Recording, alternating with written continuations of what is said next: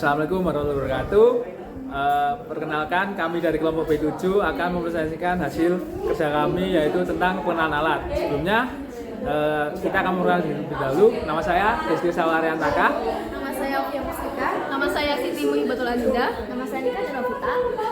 Ya, selamat menyaksikan.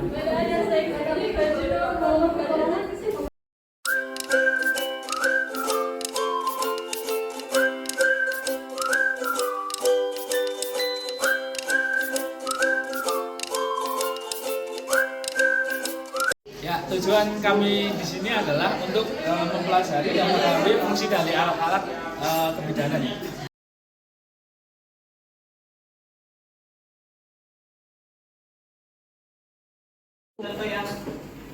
Yang pertama, di sini ada glove. Glove berfungsi buat melindungi tangan operator serta mencegah cedera dan kontaminasi. Contohnya. Berikut cara penggunaannya. Kemudian yang kedua, di sini ada vaselin. Vaselin berfungsi sebagai pelumas agar memudahkan tangan masuk melalui rektal maupun situs lain.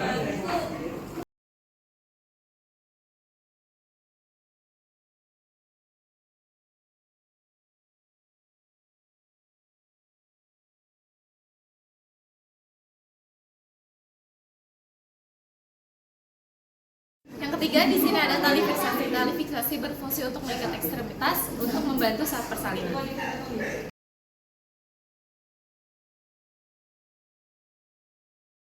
Ya, selanjutnya ada wire saw. Ini untuk memotong tubuh fetus yang sudah mati atau melakukan kegiatan fetotomi.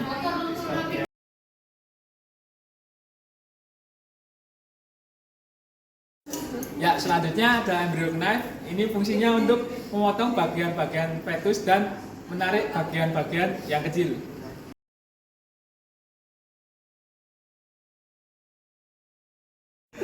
Selanjutnya, terdapat alat pelikat gunanya untuk melakukan tindakan reproduksi pada fetus. Anus.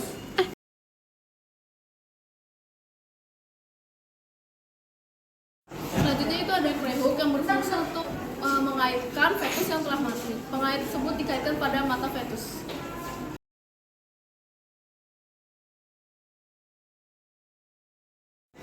Selanjutnya adalah ada eye hook ataupun kait mata yang digunakan untuk menarik bagian mata dari fetus yang telah mati.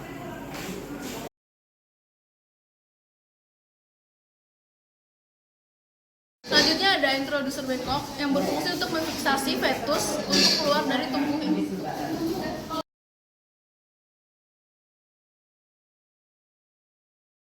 Selanjutnya adalah kait anus yang akan dipasang di anus fetus untuk memudahkan fetus keluar dari vagina induk.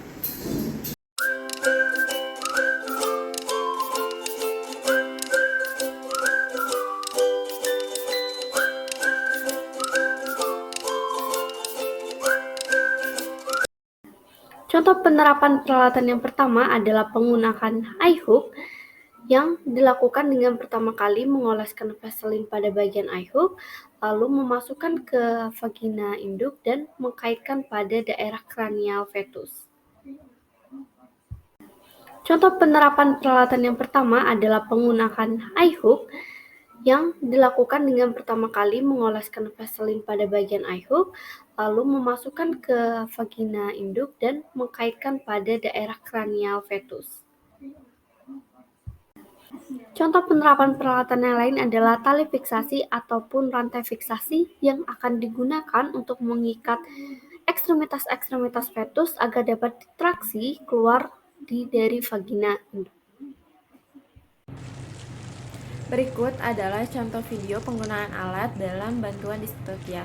Pada video ini diperlihatkan ketika posisi fetus, tangannya tidak berada atau kaki depannya tidak berada di jalur lahir, sehingga dibutuhkan bantuan. Untuk video berikut menggunakan introducer bengkok, tali fiksasi, dan tongkat fiksasi.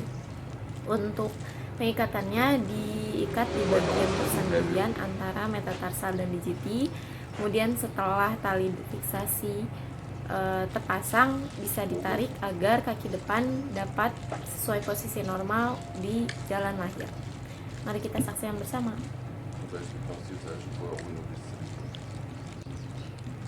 Berikut adalah contoh video penggunaan alat dalam bantuan distokia. Pada video ini diperlihatkan ketika posisi fetus tangannya tidak berada atau kaki depannya tidak berada di jalur lahir, sehingga dibutuhkan. Ya, selanjutnya ini ada contoh penerapan peralatan, yaitu pada pemasangan tali untuk bagian ekstremitas. Ya, bisa dilihat sesuai gambar itu untuk ekstremitasnya diikat menggunakan tali ya, seperti itu. Ya, selanjutnya ini ada contoh. Selanjutnya contoh penerapan peralatan penggunaan kalkuler untuk mengeluarkan fetus. Yang pertama yaitu diposisikan alat kalkuler seperti pada video, kemudian ekstremitas fetus terlebih dahulu diikat menggunakan tali dan disambungkan pada kalkuler. Penggunaan kalkuler dilakukan dengan menarik tuas yang telah berikatan antara tali dengan alat tersebut hingga fetus dapat dikeluarkan dari tubuh induk. So when we're trying to correct a head back dystocia in a cow, there are a few very important things to remember. One is that it's maybe one of the most difficult type of dystocias to correct. If you have a simple flexion of the neck with the head not very far away from you, then those can be quite simple to correct. But many times, because of the delay in getting to the dystocia and trying to correct it, the calf has been forcefully pushed very far into the birth canal by the uterine and abdominal contractions. And what that does is that typically takes the head very, very, very far away from us. So as you can see here, as we have our student trying to correct this dystocia, they will present their arm into the birth canal, identify that it is a head back, that they have two front limbs and no head positioned where it should be. So as this student searches for the head, they may actually go in as far as they could possibly go and not be able to identify the head, only palpate the neck of this calf.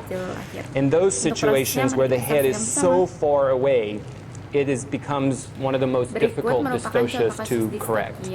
So in those cases, what we try to do is actually pull the calf into the birth canal a little bit closer to you, as close as we can, to give us a little bit of an advantage. And now, as our student proceeds forward, they then can identify that they have an ear, they have a pole to this calf, and maybe even a bony orbit where the eye is located. The critical thing to remember about correcting this dystocia is that you're eventually going to have to gain advantage by locating something that you can actually grasp or hang on to and stabilize the control of the head.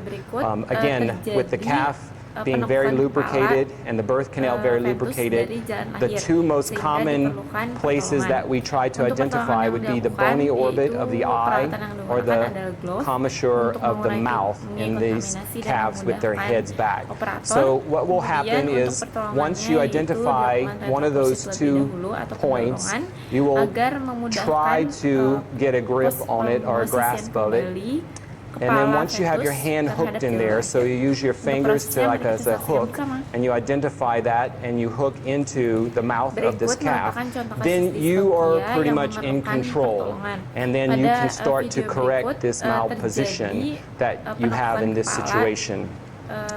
You're not going to damage the calf, even if it's a live delivery and the calf is still alive. You're not going to damage this calf by putting a lot of force on the commissure of the mouth, or if you elect to use the bony orbit of the eye, you can actually use it as a really nice place to hang on to without causing any damage to the eye or the calf's bony orbit or the eyelids. So what we have here is we have a nice grip on the commissure of the mouth, That gives us control of the head, and now what we must do is take the head and bring it into its normal position.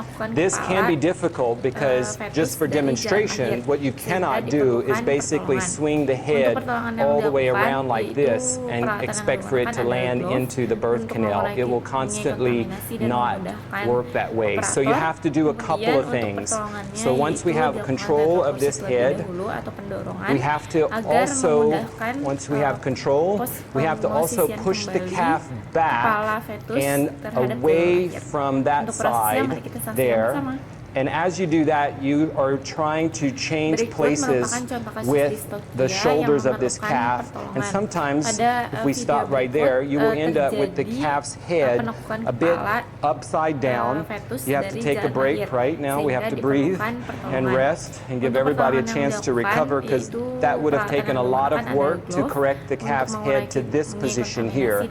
Once you have the calf's head in this position, you may not use the commissure, the mouth anymore. You may actually extend your hand in and actually go over the face of the calf's head.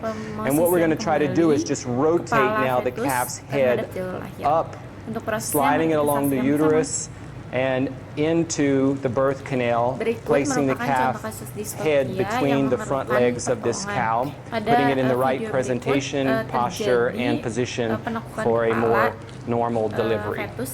Ya, mungkin sekian dari kelompok kami. Apabila ada kesalahan dalam penyampaian kata, mohon dimaafkan. Terima kasih atas perhatiannya. Wassalamualaikum warahmatullahi wabarakatuh.